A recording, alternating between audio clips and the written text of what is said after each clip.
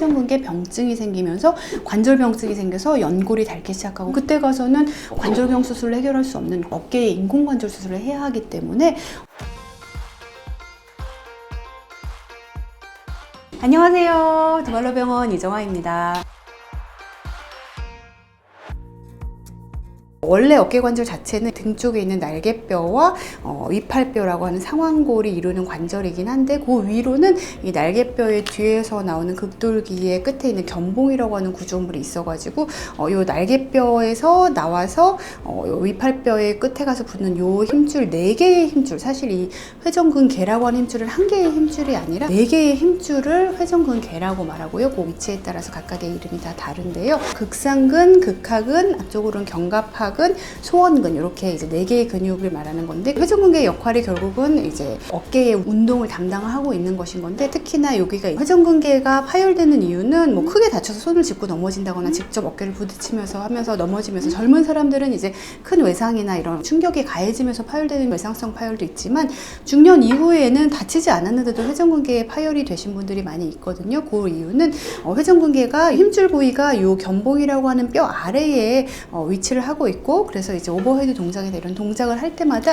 요 힘줄이 요 뼈와 뼈, 견봉이라고 하는 극돌기 끝부위와 상완골, 골두라고 하는 요 뼈 사이에 자꾸만 힘줄이 자꾸 낑기게 돼요. 그리고 또 이 힘줄 자체가 나이가 드시면서 퇴행성 변화가 진행하고 하면서 자꾸 짓이기는 충돌 증후군이 계속해서 일어나게 되면은 이게 크게 다치지 않았는데도 파열이 되는 경우가 있고, 이렇게 되는 거인 거죠. 환자들이 호소하는 증상으로는 어떤 특정 동작에서 악하고 아픈 그 순간적인 통증, 그리고 뭐 어떤 물건, 선반에서 물건 내리다가 힘줄 딱 낑기면서 악하고 아프시면서 물건을 떨어뜨리는 경우도 있고, 보통 밤에 잘 때 아파서 잠을 주무실 수가 없다, 이런 야간 통증들도 보통 많이들 호소하는데, 그런 경우에도 조금 더 회전근개 파열을 좀 의심해 볼 수 있고, 회전근개 파열은 엑스레이에서 보이는 병이 아니기 때문에 그 초음파나 MR을 진행해서 회전근개 파열을 진단합니다.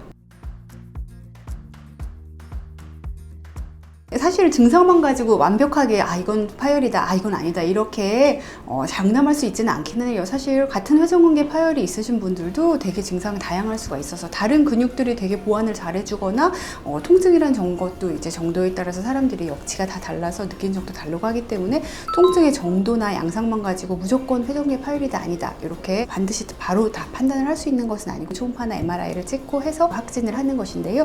통증의 양상에 따라서 조금 더 의심을 해볼 수 있는 그런 경우는 있습니다.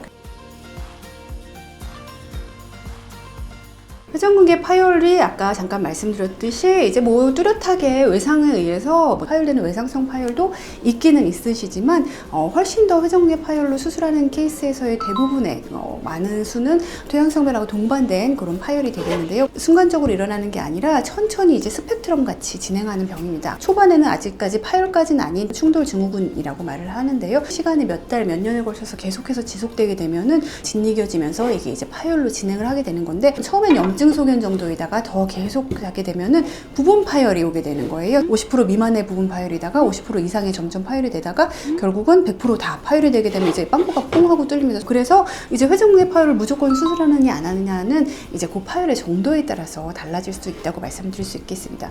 부분 파열이 아직 심하지 않은 정도라면은 꼭 수술까지는 필요하지 않은 단계라고 말씀드릴 수 있겠고, 적절하게 약물 치료, 물리 치료, 주변 근육을 강화시켜주는 재활 운동 치료, 많이 아프신 경우에는 어깨에다가 직접 주사를 놓는 주사 치료, 이런 것들로 많이 호전이 될 수도 있고, 더 많이 진행하지 않을 수도 있기 때문에 처음부터 수술적인 치료를 하지는 않고 비수술적인 치료 시행하게 되겠고요. 부분 파열도 50% 이상의 하이그레이드 파열이나 아니면 정말 전층 파열로 완전히 다 파열이 됐다면은 관절경으로 회전근개를 꿰매주는 봉합 수술을 권유를 드리게 됩니다.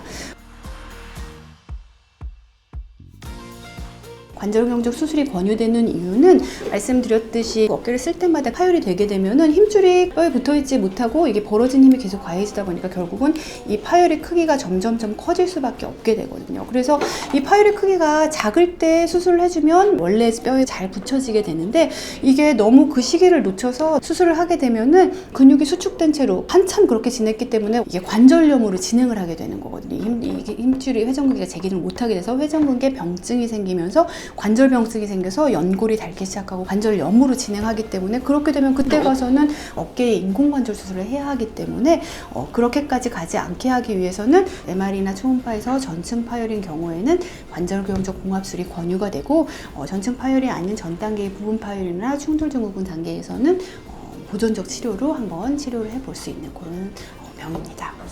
감사합니다.